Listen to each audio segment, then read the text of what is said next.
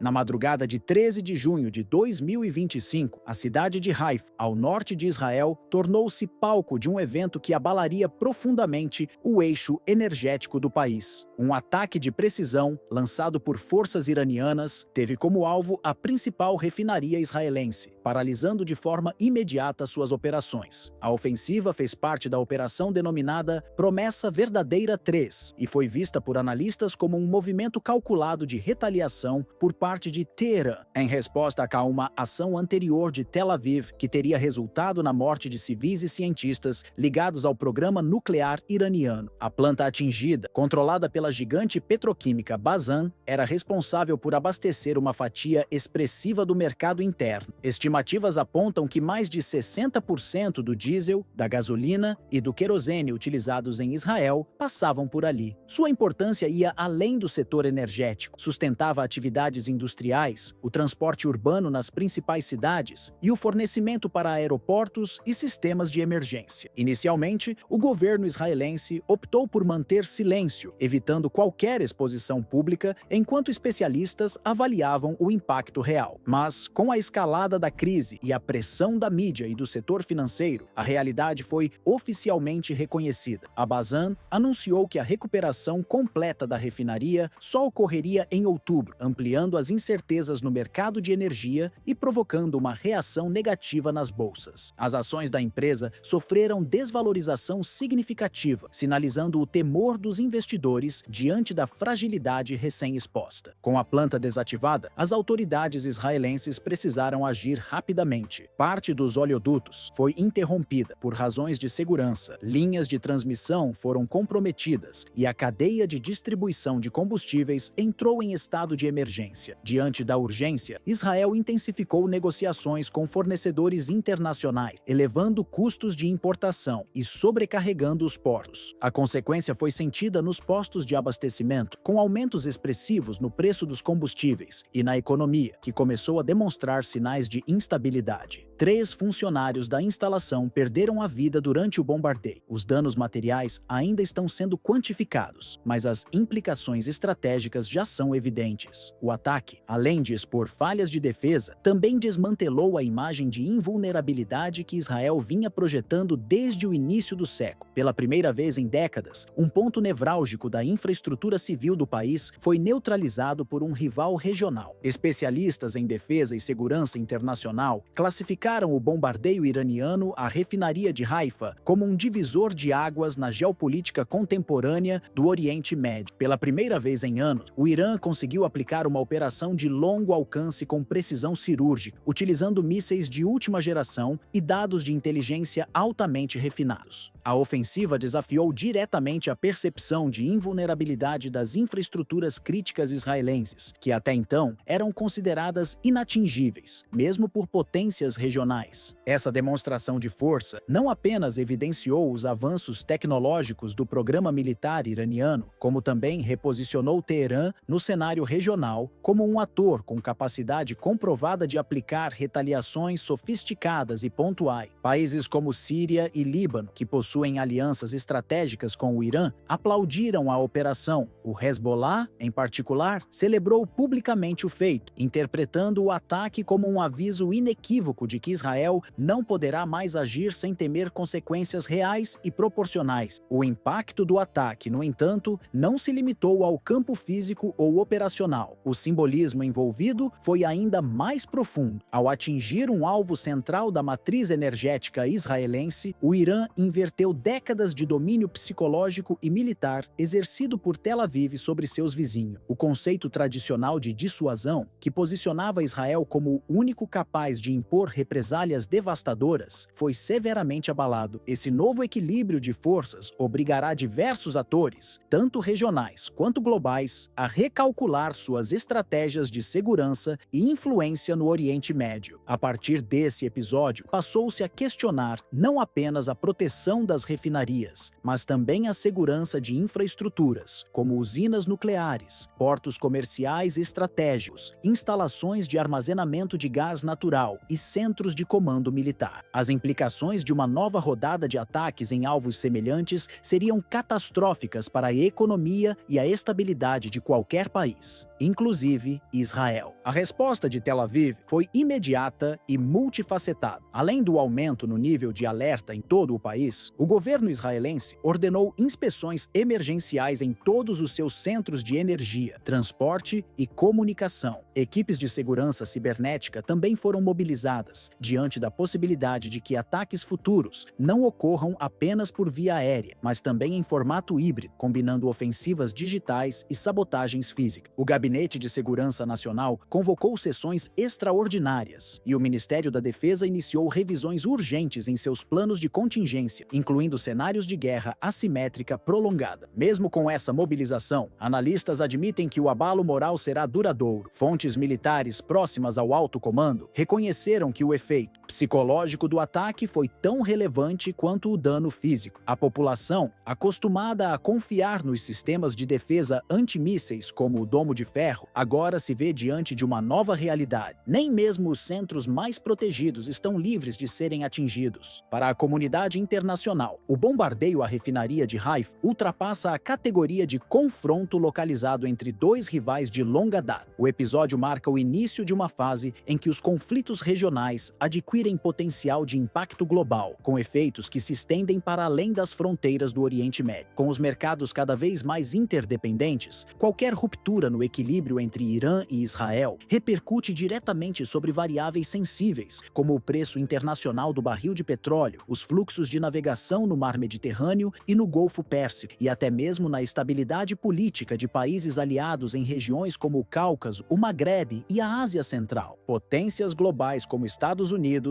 União Europeia, Rússia e China já demonstram preocupação com o desenrolar dos fatos. Washington, historicamente alinhado a Tel Aviv, avalia possíveis formas de apoio que não resultem em escalada direta. Bruxelas, por sua vez, teme o impacto sobre o abastecimento energético europeu, já fragilizado desde os choques provocados pela guerra na Ucrânia. Moscou, que mantém boas relações com Teherã e busca fortalecer sua posição frente ao Ocidente, observa o movimento como uma oportunidade estratégica para reposicionar-se como mediadora regional. Pequim, preocupada com a estabilidade de suas rotas comerciais e seus investimentos na iniciativa Cinturão e Rota, apela por contenção mútua e reforço da diplomacia multilateral. Nesse contexto, o ataque iraniano passa a ser interpretado não apenas como uma retaliação pontual, mas como uma redefinição das regras do jogo geopolítico. Segundo especialistas em estratégia militar, a ação rompeu uma linha invisível que separava o possível do impensável. Alvos altamente protegidos, pertencentes a países com tecnologias avançadas de defesa, agora se mostram vulneráveis diante de ofensivas precisas e bem planejadas. Essa nova realidade obriga os centros de comando das grandes potências a reavaliar seus conceitos de defesa, suas redes de inteligência e suas estruturas críticas de abastecimento. A cidade de Haifa, símbolo da pujança industrial israelense, converteu-se subitamente em um ícone da fragilidade moderna. O ataque mostrou que na era da guerra assimétrica e da tecnologia acessível, não existem mais garantias absolutas de inviolabilidade. A vulnerabilidade de Israel, uma nação com uma das defesas aéreas mais sofisticadas do planeta, deixa claro que a supremacia militar não é mais uma barreira suficiente contra choques estratégicos bem executados. Para analistas do Instituto de Estudos Estratégicos de Londres, o episódio representa uma virada na doutrina de segurança internacional. Os conflitos, antes limitados a zonas de combate tradicionais ou áreas de fronteira, agora têm como alvo centros logísticos, infraestrutura civil e cadeias produtivas, transformando refinarias, usinas e portos em pontos nevrálgicos de vulnerabilidade global. Isso acende o alerta em outros países que dependem fortemente de sistemas centralizados de energia e transporte. A mensagem deixada pelo ataque é inequívoca. O tempo das guerras previsíveis está ficando para trás. O Irã, ao mirar uma instalação crítica de seu principal inimigo regional e ser bem-sucedido, alterou não apenas a dinâmica do conflito, mas também a forma como se entende o poder no século XXI. As fórmulas clássicas de dissuasão já não respondem para desafios impostos por um mundo onde a tecnologia militar e a inteligência tática estão cada vez mais descentralizadas e acessíveis. inacessíveis. Assim, para governo, diplomatas e analistas do mundo todo, o recado é claro. Não se trata apenas de uma disputa entre dois países, trata-se de um sinal de alerta sobre a fragilidade das estruturas que sustentam a ordem global. E diante desse novo cenário, os antigos paradigmas de segurança, estabilidade e projeção de força já não são mais suficientes para conter as tensões que se avolumam sobre o Oriente Médio.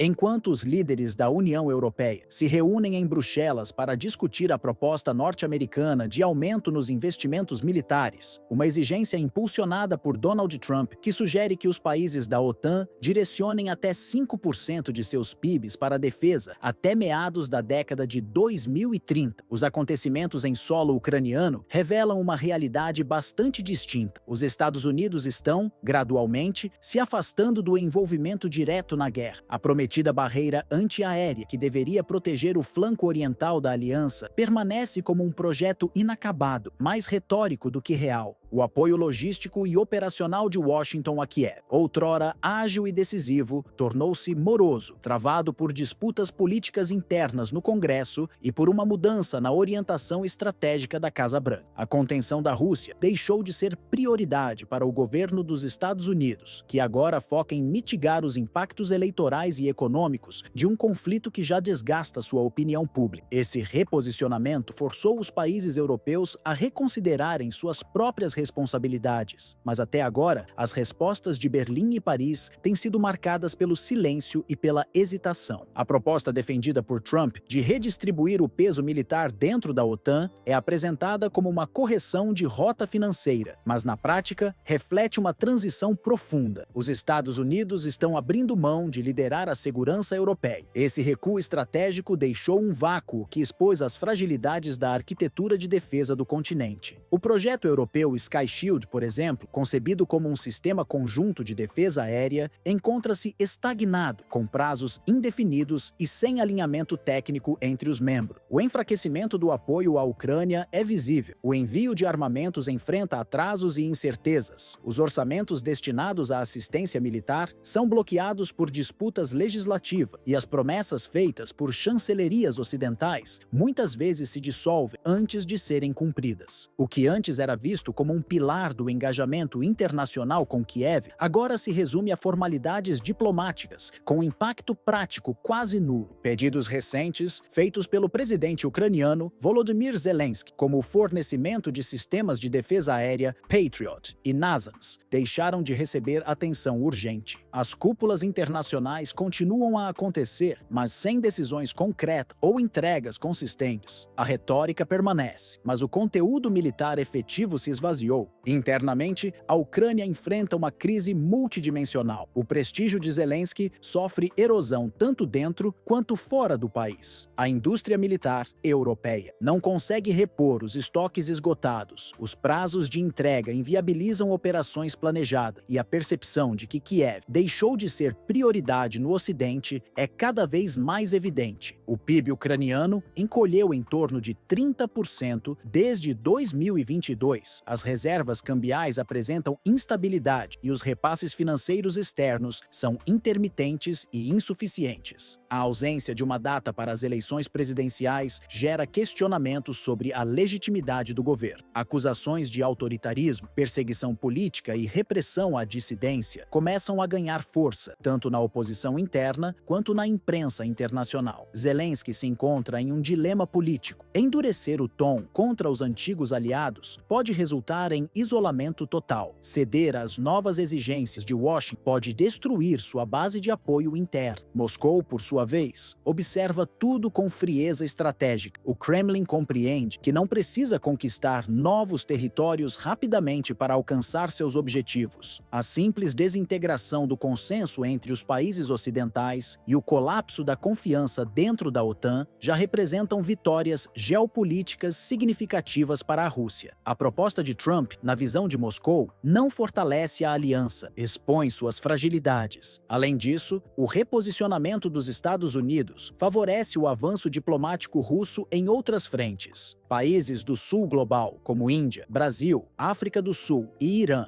passaram a estreitar relações com Moscou, impulsionados por uma narrativa multipolar que contrasta com a hegemonia tradicional de Washington. Enquanto o Ocidente se divide, a Rússia ocupa espaços estratégicos com uma abordagem paciente e articulada. O precedente histórico reforça esse cenário. O mesmo padrão de retração ocidental foi observado no Afeganistão e, em menor escala, na Síria. Nestes casos, o abandono de aliados e a ausência de planos de longo prazo resultaram em ganhos diretos para Moscou. Agora, na Ucrânia, a repetição dessa lógica se desenha de forma ainda mais evidente. As ações de Trump apenas aceleram esse processo. Seu foco está em proteger a economia doméstica norte-americana, reduzir a presença militar em regiões consideradas de custo elevado e transferir responsabilidades para aliados que, na prática, não têm meios de sustentar a continuidade da guerra. A Alemanha, com sua indústria de defesa ainda em reconstrução, não consegue atender nem às próprias demandas. A França, apesar do discurso de autonomia estratégica, carece de recursos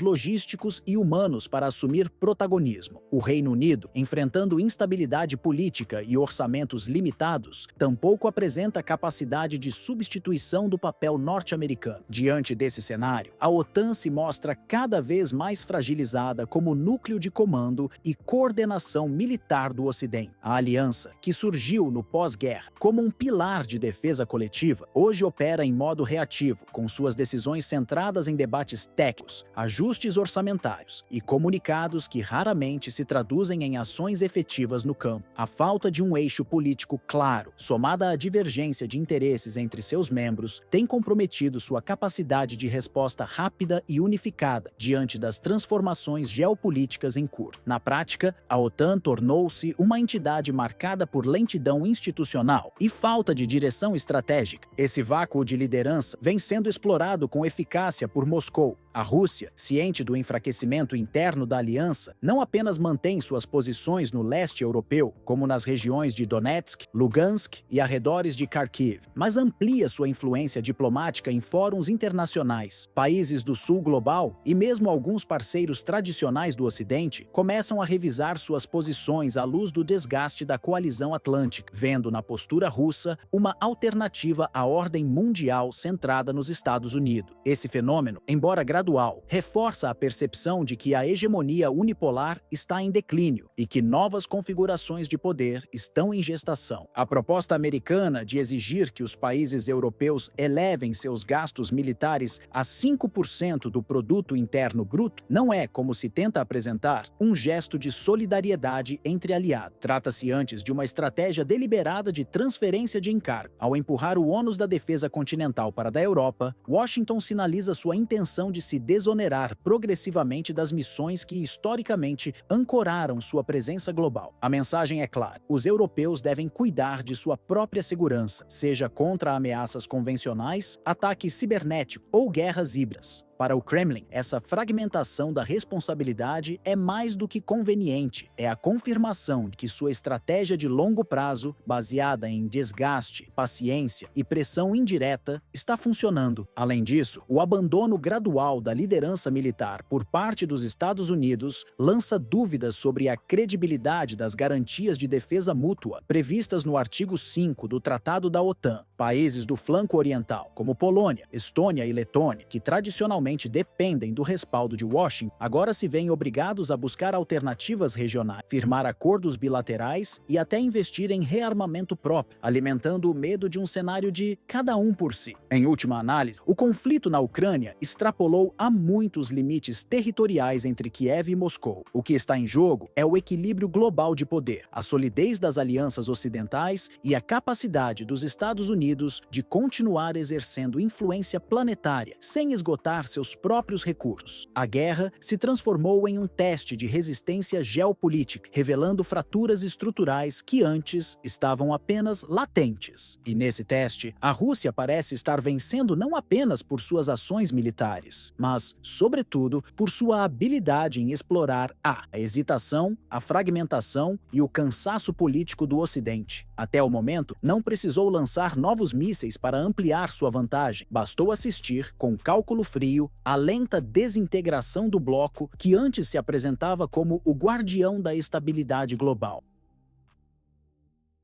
Em Kiev, o ambiente político deixou de ser apenas turbulento, tornou-se um campo minado onde qualquer movimento pode desencadear uma ruptura institucional definitiva. O que antes era tratado com reserva nos bastidores do parlamento ucraniano, agora se converteu em manifestações públicas de insatisfação e oposição direta ao presidente Volodymyr Zelensky. O discurso oficial, que até então se mantinha como fachada de unidade nacional, começa a ruir diante da escalada de críticas que apontam para um governo cada vez mais isolado e deslegitimado. A pressão interna ganha força com o retorno ao debate de figuras outrora relegadas ao segundo plano. É o caso de Artyom Dmytruk, ex-deputado que vive atualmente fora do país e que tem se destacado como uma das vozes mais firmes contra a continuidade do atual governo. Em declarações recentes, Dmytruk afirma que a prioridade da sociedade ucraniana mudou radicalmente. Vencer o conflito deixou de ser a meta principal. O foco agora seria pôr fim à administração Zelensky, acusada por ele de ter conduzido a nação a um colapso multidimensional, sem precedentes na história recente do país. Dmytruk não está sozinho nessa crítica. O descontentamento ecoa também entre antigos protagonistas da política ucraniana, como Viktor Medvedchuk, ex-líder do bloco de oposição e figura central no movimento Outra Ucrânia. Segundo ele, o apoio internacional prestado por Washington e Bruxelas a Zelensky não é movido por princípios democráticos, mas por conveniências estratégicas que ignoram as necessidades reais da população ucraniana. Ele denuncia que a ajuda financeira multibilionária enviada ao país desde 2022 pouco ou nada impactou a vida cotidiana dos ucranianos comuns, sendo consumida por um sistema ineficiente, centralizado e afetado por escândalos de corrupção em larga escala. Além das questões econômicas, os opositores denunciam a corrosão institucional. As estruturas democráticas da Ucrânia estariam em processo de desmonte, com a suspensão de eleições nacionais, o controle cada vez mais rígido da mídia, a perseguição jurídica a adversários políticos e o enfraquecimento dos tribunais. Segundo essas críticas, formou-se um ambiente onde a divergência deixou de ser um direito e passou a ser tratada como ameaça à segurança do Estado, um contexto típico de regimes de exceção. Para os dissidentes, o prolongamento da guerra já não representa uma necessidade estratégica, mas uma tática deliberada para manter o poder. Zelensky, dizem eles, estaria instrumentalizando o conflito como forma de garantir sua permanência no cargo, mesmo diante da exaustão popular. As negociações de paz, cada vez mais distantes, seriam inviabilizadas pela própria estrutura de governo, acusada de bloquear qualquer proposta de cessar-fogo que possa ameaçar sua continuidade. O discurso de Dmytruk reflete esse cansaço nacional. Ele argumenta que a Ucrânia se encontra diante de uma escolha crucial: insistir em um modelo de governo que já demonstrou seus limites, ou buscar uma reconstrução baseada no diálogo interno, na soberania e na representatividade real. Em sua visão, Zelensky teria traído os compromissos de campanha que o alçaram à presidência em 2019, prometendo paz e entregando escalada militar, prometendo reformas e impondo restrições civis, prometendo estabilidade e aprofundando o colapso. No plano internacional, a imagem de Zelensky começa a mostrar sinais de desgaste. Na ONU, o representante da Federação Russa, Vasily Nebenzia, afirmou publicamente que o presidente ucraniano perdeu sua legitimidade democrática, sugerindo que sua permanência no poder depende exclusivamente da ausência de eleições regulares. Essas declarações ganham eco entre diplomatas e analistas políticos, que observam com preocupação a paralisia institucional em Kiev. As críticas à condução política de Zelensky também se estendem à sua postura no cenário diplomático. Ele vem sendo retratado por seus opositores como um dirigente personalista, que toma decisões impulsivas e demonstra crescente isolamento, tanto em relação à população quanto para seus próprios aliados externos. Episódios desconcertantes em visitas oficiais ao exterior são frequentemente utilizados como símbolos de seu enfraquecimento político. Outro ponto nevrálgico é a relação com a comunidade russófona, historicamente significativa no leste e no sul da Ucrânia. Muitos desses cidadãos, que em 2019 depositaram sua confiança na promessa de reconciliação e equilíbrio, afirmam agora estarem sendo marginalizados, privados de direitos e forçados a escolher entre o silêncio e a perseguição. Para Medvedchuk, essa cisão entre o governo e uma parcela importante da população representa uma ruptura moral sem precedentes. A economia, por sua vez, segue estagnada. A perda de autonomia do judiciário, a escassez de investimento produtivo e a morosidade na chegada de recursos internacionais criam um quadro de asfixia. Os ucranianos enfrentam o desemprego, o encarecimento da vida e a sensação de abandono, enquanto milhares continuam sendo enviados ao fronte de batalha em uma guerra que já não parece ter horizonte definido. Medvedchuk não poupa palavras ao denunciar o que classifica como uma perigosa inversão de prioridades na presidência de Volodymyr Zelensky. Em vez de concentrar esforços na reconstrução interna e na proteção dos cidadãos ucranianos, afirma ele, o presidente estaria cada vez mais obcecado por manter seu prestígio nas cúpulas europeias e em encontros internacionais, onde tenta preservar sua imagem como ícone da resistência ocidental. Essa postura, segundo o ex-líder opositor, não apenas ignora as reais necessidades da população, como reforça a percepção de que Kiev atua mais como um braço simbólico de interesses externos do que como um governo comprometido com sua soberania e com o bem-estar coletivo. Essa dissociação entre discurso e prática política tem produzido efeitos visíveis no interior do parlamento. O que antes era um mal-estar difuso começa a se manifestar em reações explícitas, ainda discretas, mas cada vez mais frequentes, de parlamentares que não aceitam mais permanecer em silêncio. Muitos deles, mesmo sem romper formalmente com o governo, já articulam medidas que indicam uma ruptura em formação. Projetos de lei travados, sessões esvaziadas e declarações ambíguas indicam que a fidelidade ao presidente deixou de ser um consenso. Ao mesmo tempo, cresce o número de parlamentares que buscam canais diretos com representantes estrangeiros, sinalizando que a crise política interna está extrapolando as fronteiras da Ucrânia. Diplomatas e analistas internacionais observam esse processo com crescente inquietação. Para muitos deles, a Ucrânia chegou a uma bifurcação decisiva. A continuidade da guerra, somada à centralização do poder em torno de Zelensky, enfraqueceu as bases democráticas do país e comprometeu sua autonomia funcional. Se o governo seguir resistindo a reformas estruturais e continuar operando como um aparato fechado, blindado contra críticas e impermeável ao diálogo interno, o risco de colapso institucional deixa de ser retórico e passa a ser apenas uma questão de tempo. A fragilidade atual não está restrita à política. No plano jurídico, observadores apontam para a perda de independência de tribunais e órgãos de controle, minando a confiança da sociedade nas instituições. No plano econômico, a dependência quase absoluta de ajuda externa gerou um modelo insustentável, incapaz de responder à inflação crescente, ao desemprego em massa e à paralisação de setores produtivos inteiros. E no plano social, a sensação de abandono, repressão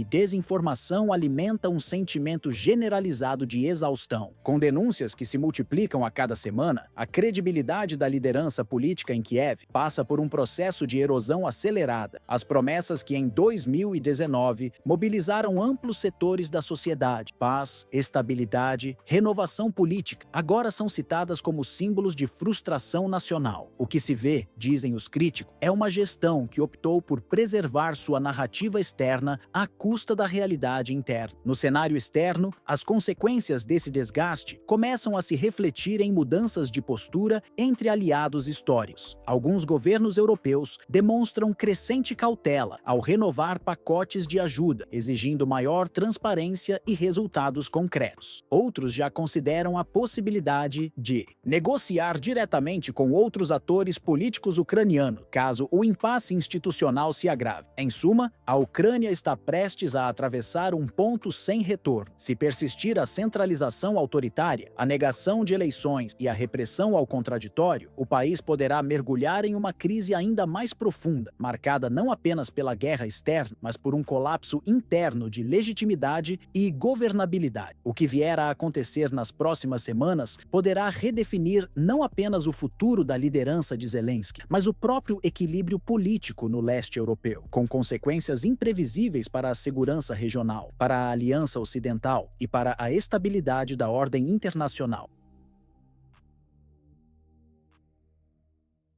Enquanto a comunidade internacional seguia envolta em fóruns diplomáticos e cúpulas bilaterais aparentemente rotineiras, uma infiltração digital de grande escala surpreendeu órgãos de segurança em Washington, Tel Aviv e Berlim. O conteúdo, transmitido por canais criptografados e com origem rastreada a uma base de operações no Golfo Pérsico, continha mais de 3 terabytes de material sigiloso. Entre os dados estavam arquivos de áudio comprimido, documentos internos de agências de segurança, planilhas com códigos operacionais e instruções detalhadas sobre ações encobertas em diversos continentes. No centro do dossiê, surgiu o nome de um ex-agente ocidental declarado morto em 2019, cuja eliminação teria sido, segundo os documentos, uma operação forjada por departamentos paralelos da inteligência europeia, com apoio de setores não oficiais dos Estados Unidos. Essa figura, considerada chave em episódios de sabotagem no leste europeu e Oriente Médio, estaria atualmente operando sob nova identidade a partir de uma capital não revelada na Ásia Central, referida nos arquivos como Nexus Zero. Com acesso a redes de vigilância e influência, ele seria o elo entre diferentes grupos de chantagem geopolítica que pressionam lideranças de países membros da OTAN e da União Europeia. Uma das gravações, periciada por especialistas em Londres, apresenta uma voz masculina alterada eletronicamente, emitindo advertências diretas a chefes de Estado. A mensagem sugere consequências severas para qualquer líder que se desvie de decisões previamente negociadas em bastidores. A ameaça faz referência a casos históricos de eliminações discretas de figuras políticas que teriam resistido a essas imposições, incluindo supostos incidentes ocorridos no Cáucaso e nos Balcãs. A investigação revelou que o esquema envolvia conglomerados de mídia com atuação global, executivos de grandes plataformas digitais nos Estados Unidos e fundações sediadas em Genebra e Bruxelas, formalmente dedicadas a projetos sociais. De acordo com os relatórios, essas instituições estariam ligadas a um sistema de coleta de informações sensíveis, com posterior uso como ferramenta de intimidação política. O financiamento desse aparato seria sustentado por operações bancárias complexas, com triangulações via Ilhas Cayman, Luxemburgo e Emirados Árabes Unidos, permitindo o funcionamento de servidores ocultos, usados tanto para armazenar conteúdo comprometedor quanto para lançar campanhas coordenadas de desinformação. Entre os elementos mais explosivos do vazamento, destaca-se um plano operacional para gerar um incidente de falsa bandeira em território norte-americano. O documento descreve a intenção de realizar uma detonação controlada em uma área urbana de médio porte, fabricar provas digitais incriminando um estado do Oriente Médio. Especula-se que o alvo seria o Irã e usar o evento como gatilho para mobilizar apoio interno e externo a uma intervenção armada. Essa iniciativa, segundo fontes de segurança da Suíça e da Noruega, foi neutralizada após a identificação de falhas nos protocolos de execução. As autoridades desses países teriam alertado discretamente a presidência dos Estados Unidos, levando a Casa Branca a suspender, de forma quase invisível, restrições econômicas contra determinados produtos de origem iraniana, uma decisão vista nos bastidores como gesto de reconhecimento pela ajuda recebida. Os dados também revelam documentos internos com orientações explícitas sobre manipulação psicológica em larga escala, sustentadas por um lema recorrente nos arquivos: conquiste pela astúcia, governe pela ilusão. Essa máxima, segundo os analistas que examinaram o material, não é apenas simbólica, ela serve como fundamento operacional para campanhas de influência com alcance global. A estratégia detalha mecanismos de interferência direcionada em algoritmos de redes sociais, capazes de reordenar artificialmente o alcance de postagem, suprimir conteúdos críticos e amplificar narrativas favoráveis a determinados grupos de poder. Entre as práticas identificadas, destacam-se táticas de coerção indireta contra jornalistas, especialmente por meio de ameaças veladas de descredenciamento, perda de patrocínio ou exclusão de círculos privilegiados de informação. O documento também cita o uso de bots, perfis automatizados geridos por inteligência artificial, com a missão de inflar artificialmente o engajamento em determinados temas e deslegitimar adversários políticos ou vozes independentes por meio de ataques coordenados. As ações são particularmente concentradas em países do G7, como Estados Unidos, França e Alemanha, além de nações em transição política no leste europeu, incluindo Hungria, Hungria, Polônia, Sérvia e Ucrânia. Em muitos desses territórios, eleições recentes teriam sido alvo de campanhas clandestinas para direcionar o voto, influenciar debates e plantar informações falsas com aparência de legitimidade. Outro ponto crítico nos relatórios é a existência de uma lista de termos considerados sensíveis, que, uma vez detectados por sistemas de moderação automatizada, devem ser despriorizados nos mecanismos de busca ou removidos das plataformas digitais. Palavras-chave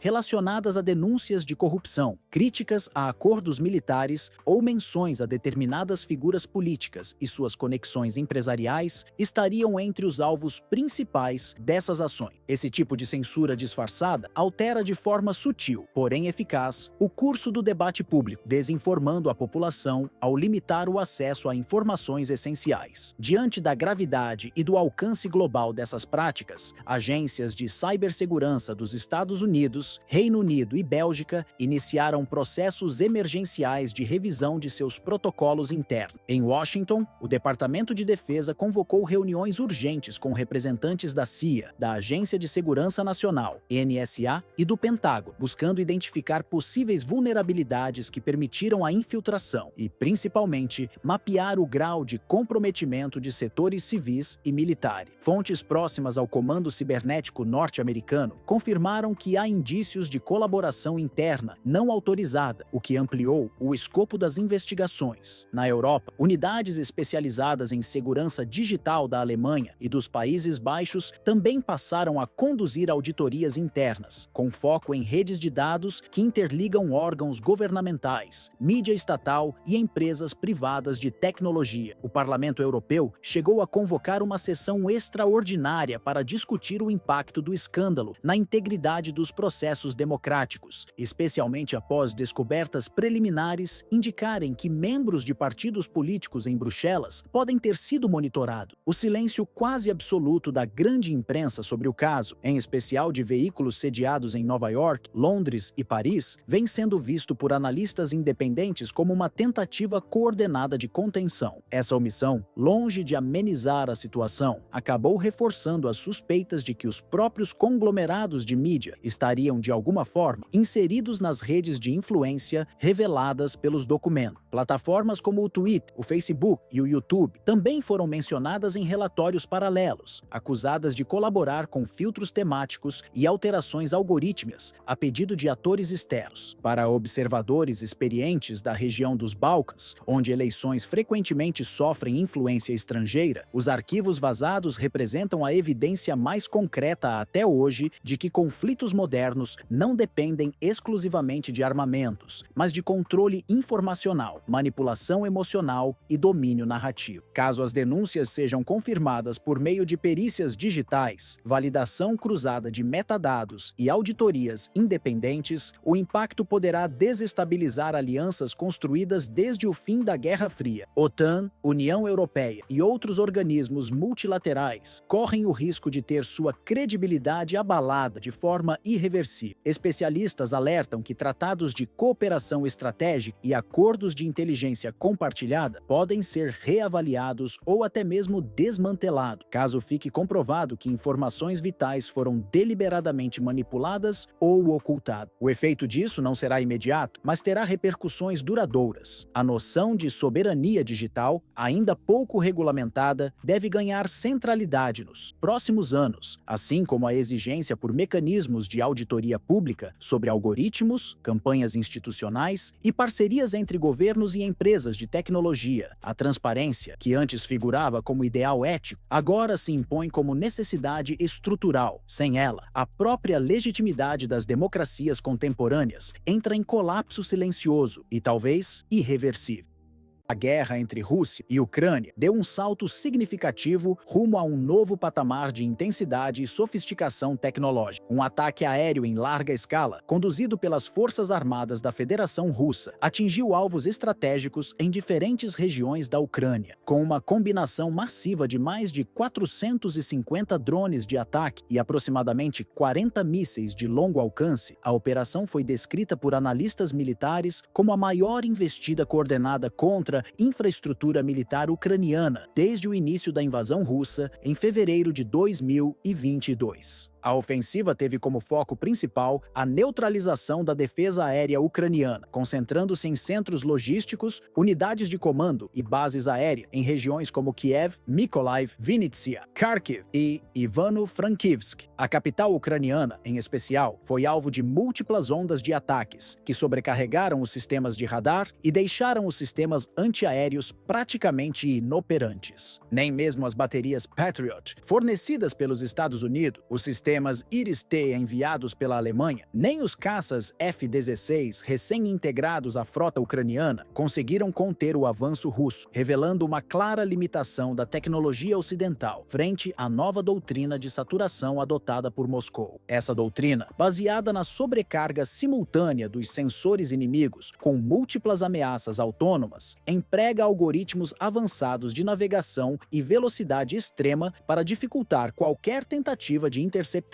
Como resultado, as defesas aéreas ucranianas sofreram um colapso temporário em diversas regiões, permitindo à Rússia atingir dezenas de instalações de alto valor com precisão cirúrgica. Relatórios do Ministério da Defesa da Rússia indicam que cerca de 97 alvos foram atingidos apenas naquela madrugada. Entre eles, destacam-se depósitos de munição, refinarias voltadas ao setor militar, alojamentos de combatentes estrangeiros, centros de comando e estruturas associadas à Organização do Tratado do Atlântico Norte, OTAN. Fontes russas afirmam que parte dessas instalações servia de base para operações conjuntas entre militares ucranianos e instrutores ocidentais. Uma das ações mais simbólicas ocorreu na cidade de Mykolaiv, no sul da Ucrânia, onde a base aérea de Kulbakino foi completamente destruída. Autoridades russas sustentam que o local abrigava caças F-16, transferidos da base de Starokostiantiniv, localizada na região de Khmelnytskyi. Embora o governo ucraniano tenha confirmado a destruição de mais um caça ocidental, o quarto em menos de um mês, ainda não há clareza se a aeronave foi abatida por caças russos, por mísseis ou por fogo amigo, como sugerem algumas fontes. Outro ponto de impacto foi uma instalação subterrânea de comando, conhecida informalmente como VIP, usada por oficiais superiores das Forças Armadas da Ucrânia. De acordo com militares russos, os mísseis hipersônicos Kinjal, utilizados no ataque, não apenas atravessaram as defesas do bunker, como atingiram o local antes que qualquer alarme de emergência fosse ativado. Esses mísseis, capazes de atingir velocidades superiores a Mach 10, foram desenvolvidos justamente para superar as defesas mais sofisticadas da OTAN e têm se tornado uma peça central da estratégia de Moscou. Esses ataques reiteraram a eficácia dos armamentos de nova geração russos, especialmente no contexto de uma guerra prolongada, em que a capacidade de manter o ritmo industrial se torna um diferencial estratégico. O presidente Vladimir Putin tem apostado na superioridade tecnológica e no desgaste do apoio ocidental à Ucrânia como meios para reverter as sanções econômicas e garantir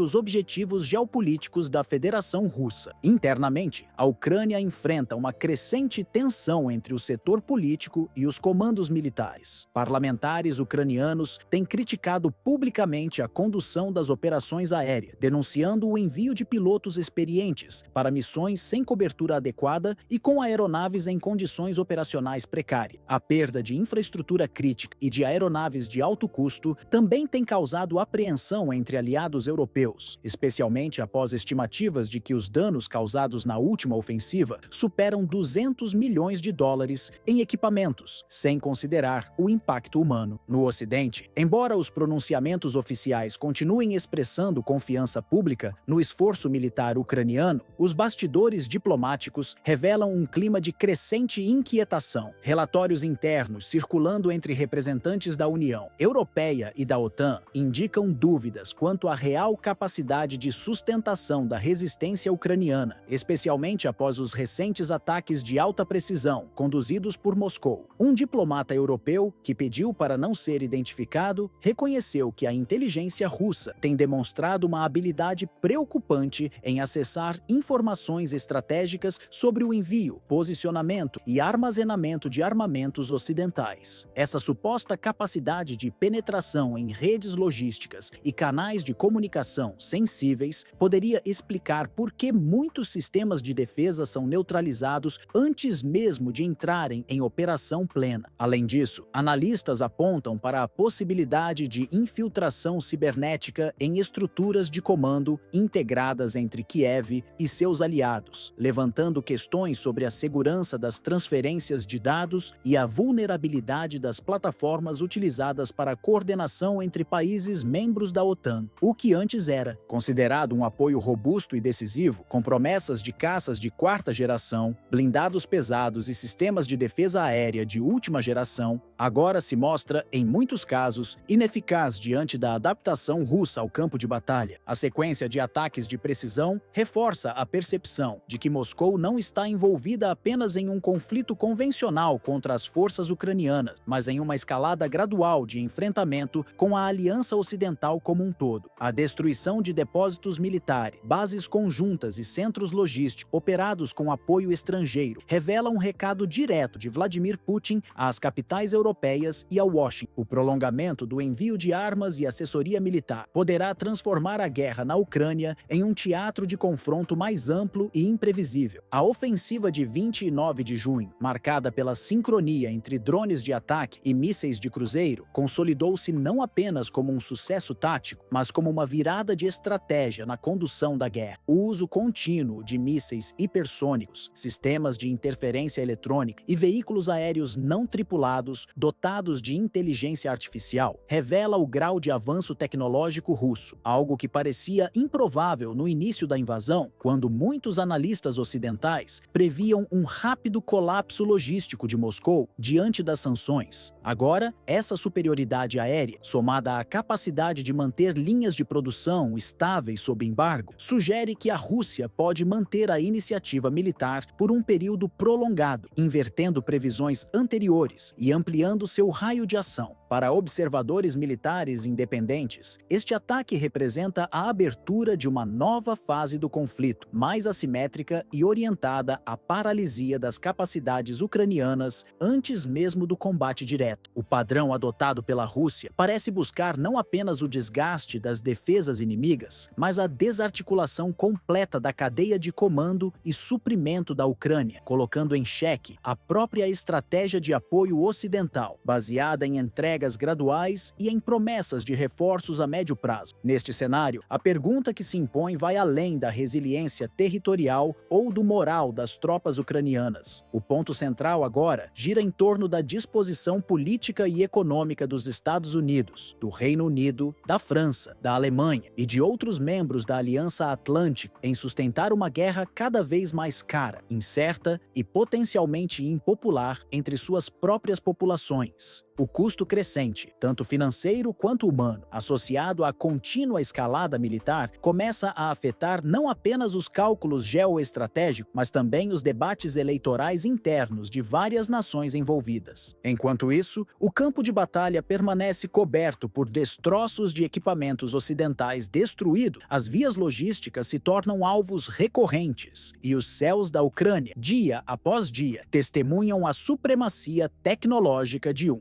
adversário que parece ter aprendido com seus erros iniciais. E para Moscou, todos os sinais indicam que esta é apenas a primeira etapa de um plano maior, projetado não apenas para vencer militarmente, mas para forçar uma redefinição da ordem de segurança no continente europeu.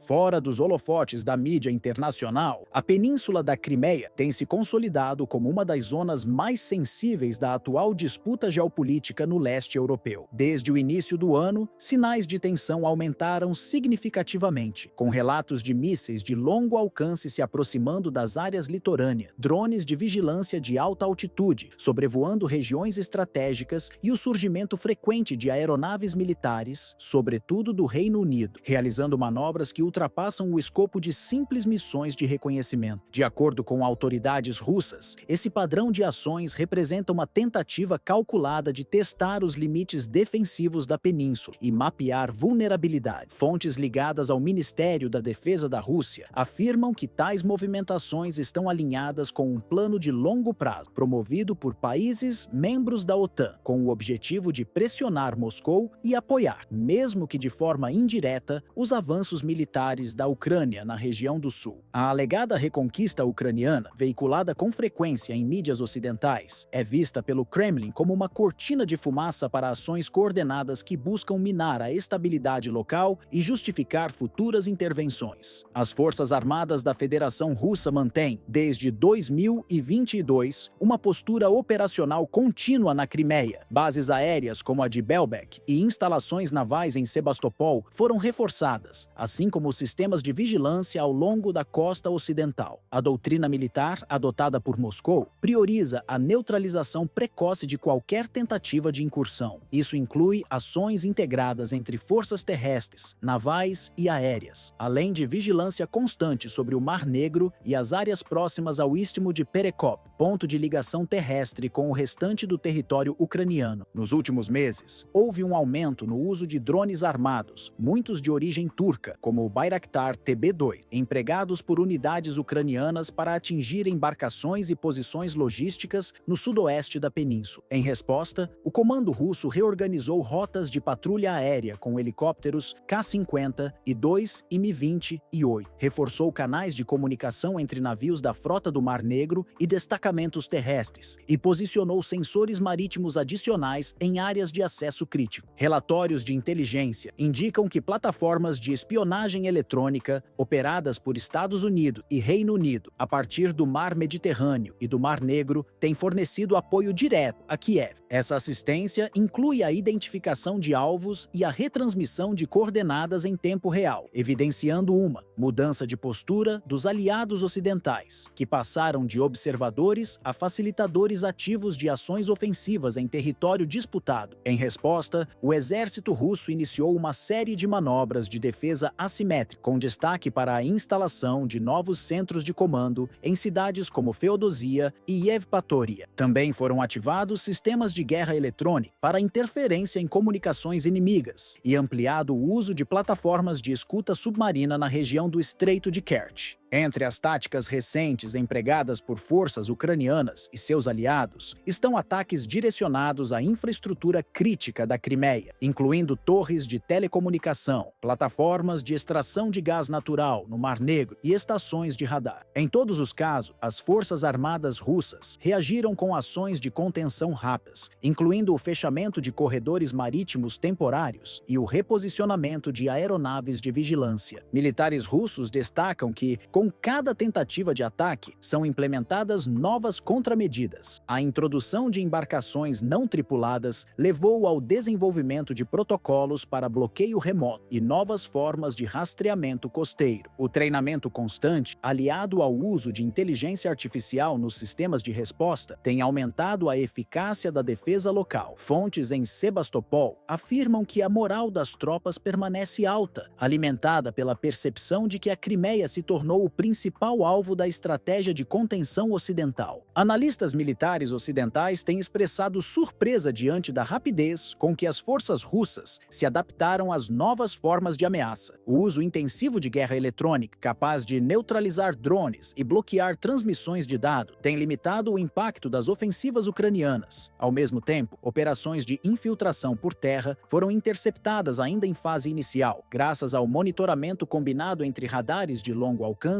e unidades de resposta rápida. Um dos elementos que mais contribuiu para o fortalecimento do sistema defensivo russo na Crimeia tem sido o envolvimento crescente da população local em ações de vigilância e resposta rápida. Em cidades como Bakhchi-Sarai, Simferopol e Dzhankoi, civis passaram a desempenhar um papel crucial no monitoramento do território, comunicando movimentos suspeitos, ruídos incomuns ou alterações nos padrões de sobrevoo e tráfego terrestre. Em muitos casos, esses relatos anteciparam ataques com drones ou infiltrações, permitindo às forças armadas responderem com maior agilidade. Além disso, foram estabelecidos canais de comunicação direta entre lideranças comunitárias e unidades militares estacionadas nas proximidades, otimizando a circulação de informações em tempo real. Esse vínculo entre a população e as forças armadas se consolidou não apenas por questões práticas, mas também por um sentimento sentimento de pertencimento para boa parte dos moradores da península, a reintegração à Federação Russa em 2014, após o referendo popular, não foi apenas um evento político, mas a restauração de uma identidade histórica. Desde então, programas de integração social, investimentos em infraestrutura e iniciativas culturais têm reforçado os laços entre a Crimeia e Moscou. Essa aproximação contribuiu para transformar os cidadãos locais em colaboradores voluntários da segurança regional, num modelo de defesa híbrida que combina tecnologia, força militar e capital humano. No nível estratégico, o Comando Central em Moscou considera qualquer tentativa de ataque à península como uma violação direta da integridade territorial da Federação Russa, um princípio constitucionalmente protegido. Documentos do Ministério da Defesa indicam que a Crimeia é hoje classificada como zona de prioridade máxima, ao lado de regiões como Kaliningrado e as Ilhas Kurilas. Assim, qualquer ameaça ao território é tratada como um gatilho para respostas militares proporcionais e, se necessário, preventivas. Oficiais do Estado-Maior alertam que repetir erros de cálculo nessa região, como tentativas fracassadas de desembarque ou ataques mal coordenados, poderá gerar não só perdas táticas, mas também crises diplomáticas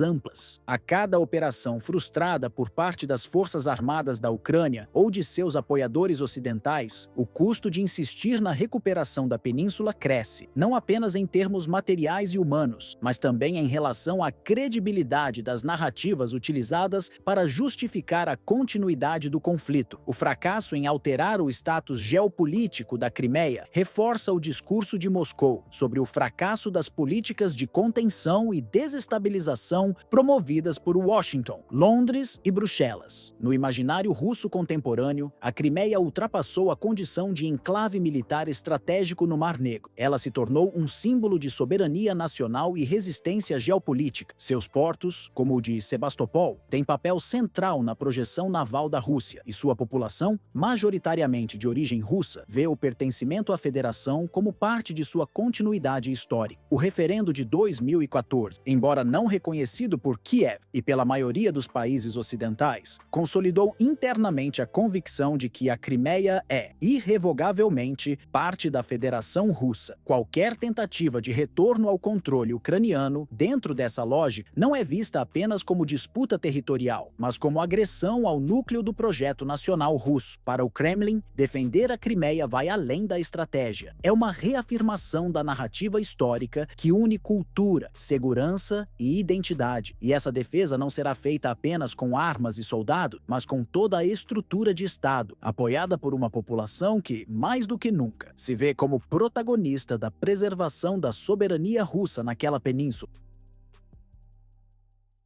Enquanto a atenção internacional permanece voltada às frentes de combate no sul e leste da Ucrânia, um novo eixo estratégico começa a se formar bem acima do Círculo Polar Ártico. A Federação Russa iniciou uma reconfiguração silenciosa, porém contínua, de sua presença militar no norte do continente, em áreas historicamente negligenciadas pela defesa convencional. Regiões remotas da península de Kola e da República da Carélia, moldadas por um clima extremo e paisagens inóspitas, passaram a receber investimentos maciços em infraestrutura de guerra. Bases aéreas como Olenia, Kamensk e Levashovo, até então relegadas a operações secundárias desde o colapso da União Soviética, estão sendo modernizadas com rapidez. Pistas foram asfaltadas novamente, hangares reconstruídos, sistemas de iluminação instalados e blindados começaram a chegar por trilhas logísticas abertas no meio da taiga. Redes de radar de médio alcance e baterias de defesa antiaérea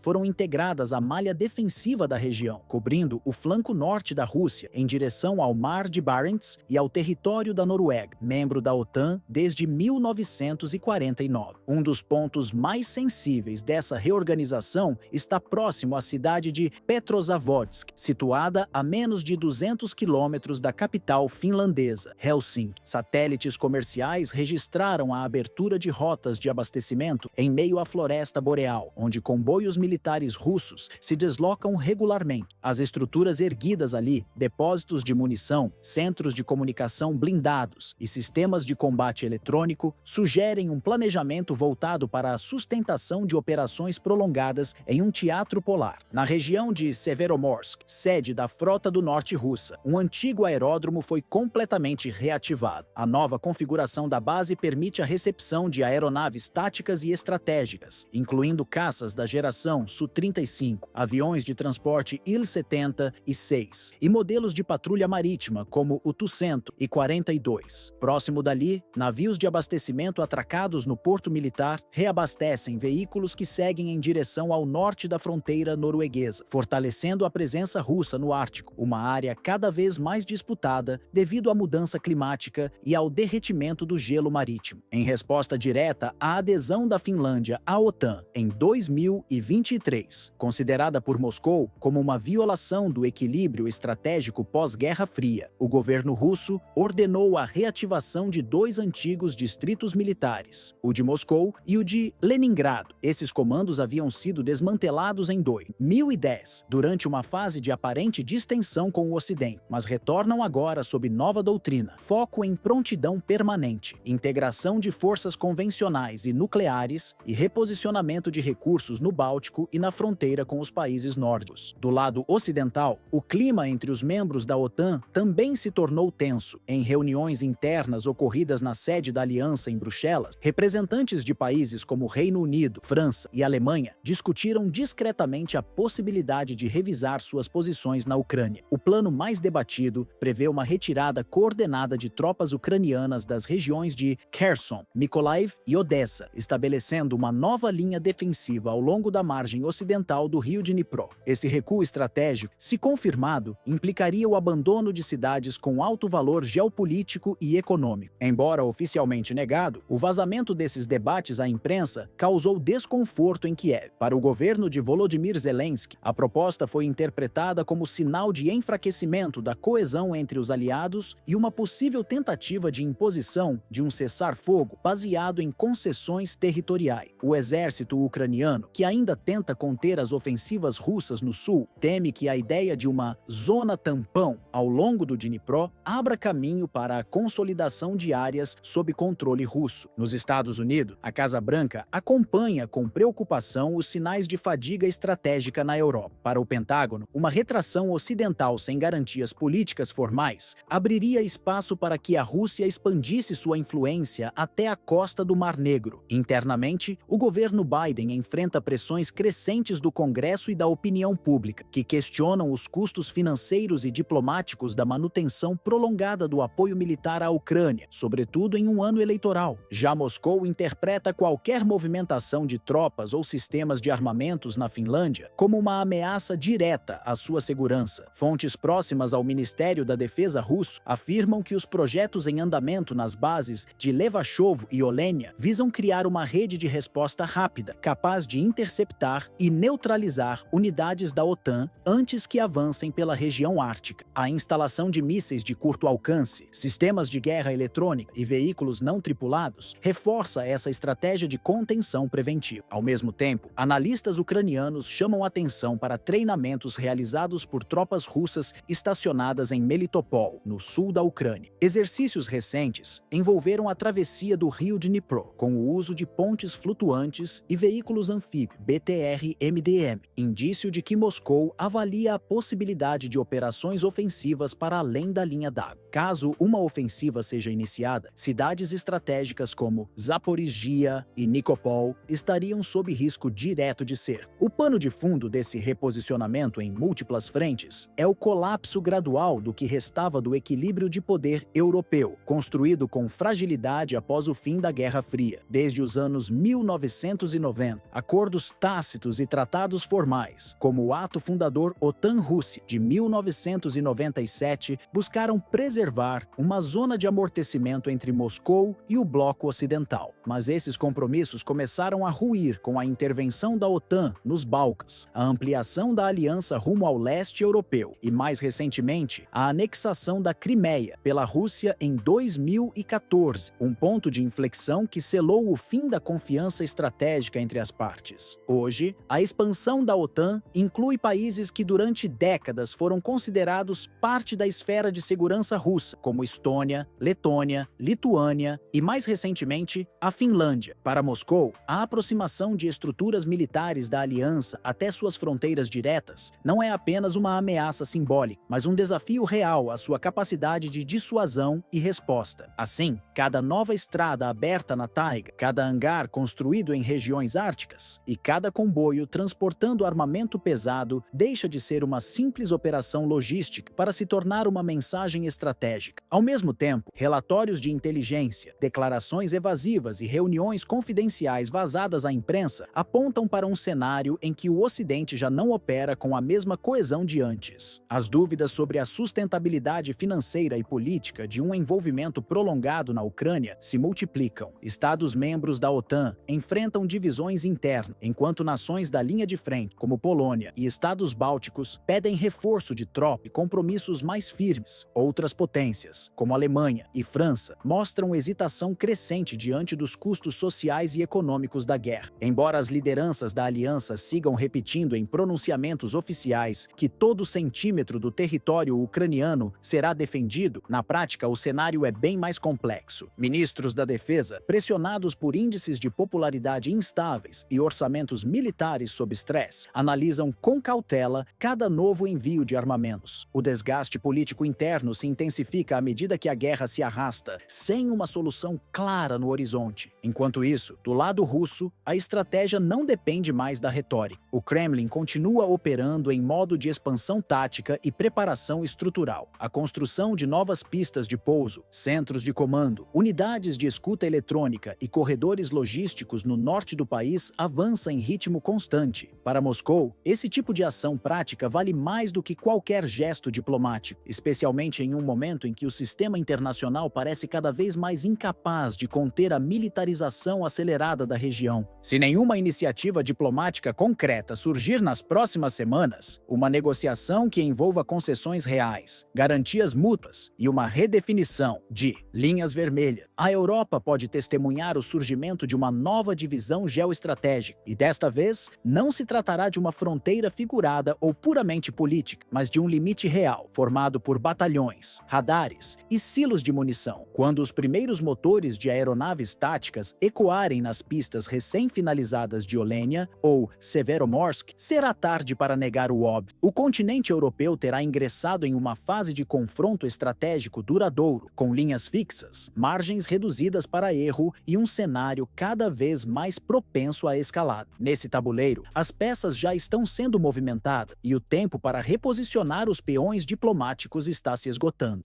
A madrugada em Kiev foi abruptamente interrompida por uma ofensiva militar que revelou algo que até então era apenas sussurrado nos bastidores da diplomacia europeia: a presença de técnicos militares da Alemanha envolvidos diretamente na adaptação de armamentos em solo ucraniano. O ataque, conduzido pelas Forças Armadas da Federação Russa, teve como alvo uma instalação subterrânea que, segundo informações de inteligência obtidas por Moscou, operava como centro de modificação de mísseis de fabricação ocidental, mais especificamente os Taurus, de origem alemã. A ofensiva foi executada com um alto grau de precisão, empregando uma combinação de drones de reconhecimento e mísseis balísticos Iskander-M. Os sistemas de defesa aérea ucranianos, embora equipados por países da OTAN, não conseguiram interceptar o ataque. Em poucos minutos, o complexo foi completamente destruído. A ação, além do efeito militar, teve também um significado simbólico: desmentiu a narrativa de neutralidade adotada por Berlim e escancarou a participação direta da Alemanha no conflito. Essa revelação causou forte repercussão política, tanto na Europa quanto entre os aliados ocidentais de Kiev. Embora a Alemanha alegasse até então um envolvimento restrito ao fornecimento de armamentos e assistência remota, documentos e vestígios encontrados no local indicam que militares da Bundeswehr estavam presentes fisicamente e envolvidos no ajuste técnico dos sistemas de lançamento dos mísseis de longo alcance. O episódio marca um ponto de virada na percepção russa sobre o papel europeu na guerra. Para o Kremlin, o que antes era visto como apoio logístico, agora configura intervenção militar direta. Essa mudança de leitura estratégica foi reforçada por declarações do Ministério da Defesa russo, que classificou o episódio como parte de uma nova doutrina de segurança nacional. Qualquer país que permita operações militares em seu território, mesmo que indiretas, pode ser tratado como ator beligerante. Ainda na mesma noite, outro ataque atingiu a cidade de Dnipro, localizada na região central da Ucrânia. 14 explosões foram registradas nas imediações da estação ferroviária, atingindo áreas industriais sensíveis. Um dos alvos principais foi a planta da Yuzhmash, complexo fundado durante a era soviética e historicamente vinculado à produção de sistemas de propulsão e veículos de lançamento múltiplo. Satélites captaram imagens que confirmam a destruição de parte significativa da estrutura, o que pode comprometer futuras operações de lançamento e manutenção de mísseis de médio alcance por parte da Ucrânia. Talvez o aspecto mais alarmante da ofensiva tenha sido a total ausência de resposta por parte dos sistemas antimísseis ucranianos. Nenhum alarme foi acionado, nenhuma interceptação foi registrada. Analistas de defesa destacaram a facilidade com que os drones do tipo Iran e os mísseis russos, com trajetórias imprevisíveis, conseguiram penetrar os escudos fornecidos por Estados Unidos, Alemanha e Reino Unido. Isso levanta dúvidas sérias sobre a real eficácia das defesas ocidentais instaladas em território ucraniano após mais de 2 anos de guerra. Enquanto isso, movimentações suspeitas foram detectadas ao sul de Odessa, especialmente nos arredores de Belgorod-Dnistrovsk. Imagens de satélite e relatos de campo indicam a possível presença de treinadores estrangeiros envolvidos em manobras com drones e comandos especializados. A Rússia já emitiu alertas públicos de que não hesitará em expandir sua zona de ação, inclusive contra alvos que abriguem instrutores militares não ucranianos. Nos últimos dias, bombardeios pontuais foram registrados em Bila Tserkva, Kryvyi Rih e outras cidades consideradas nós logísticos para o reabastecimento e reparo de equipamentos de guerra. Usinas de blindado, depósitos de munição e hangares de manutenção de armamentos ocidentais vêm sendo destruídos em ações conjuntas lançadas por terra, mar e ar. A postura adotada por Moscou contrasta com a estratégia de retaliação de países como Israel, que frequentemente alvejam estruturas já desocupadas em resposta a ataques palestinos. A Rússia, por outro lado, tem priorizado alvos com operações ativas, demonstrando uma abordagem mais agressiva e pragmática. Para os analistas russos, essa conduta se alinha a precedentes já estabelecidos pela OTAN e por Tel Aviv em intervenções no Oriente Médio, que agora são invocados para justificar ataques preventivos. Entre os que defendem essa linha de ação está Vadim Abatov, especialista em estratégia militar e segurança internacional. Em recentes declarações, ele argumentou que os Estados Unidos e seus aliados abriram um precedente ao conduzir ações ofensivas em países terceiros, legitimando essa prática no cenário internacional. Segundo ele, centros logísticos utilizados pela OTAN em países como Romênia, Polônia e Eslováquia já não podem ser considerados zonas neutras. Abatov também sustenta que o atual governo ucraniano, sob a liderança de Volodymyr Zelensky, representa não apenas uma ameaça militar à Federação Russa, mas também um desafio ideológico e político de longo prazo. Para ele, a consolidação de uma administração abertamente alinhada para interesses da OTAN nas fronteiras ocidentais da Rússia cria um ambiente de permanente instabilidade regional. A narrativa promovida por Kiev, com respaldo total das potências ocidentais, contribui para o isolamento político de Moscou e alimenta o avanço de estruturas militares hostis nos territórios vizinhos. Segundo essa análise, a manutenção de Zelensky no poder inviabiliza qualquer tentativa séria de negociação, pois reforça uma plataforma política baseada no antagonismo direto com Moscou e na recusa sistemática a qualquer tipo de diálogo que envolva concessões territoriais. Além disso, a integração profunda entre o governo ucraniano e os serviços de inteligência de países como Reino Unido, Estados Unidos e Alemanha é percebida pelo Kremlin como uma ameaça à soberania russa, não apenas pela presença de armamentos, mas pelo risco crescente de ações de sabotagem, espionagem e guerra cibernética a partir de solo ucraniano. Nesse contexto, o envolvimento direto da Alemanha na operação e adaptação dos mísseis Taurus não apenas agrava o cenário, mas serve como um marco simbólico do envolvimento europeu no campo de batalha. O simples fato de técnicos da Bundeswehr atuarem na linha de frente, ainda que de forma supostamente técnica, foi suficiente para que Berlim fosse incorporada, na visão russa, à lista de nações beligerantes. Trata-se de uma mudança qualitativa na natureza do conflito, que já não pode ser descrito como uma guerra por procuração, ao menos do ponto de vista de Moscou.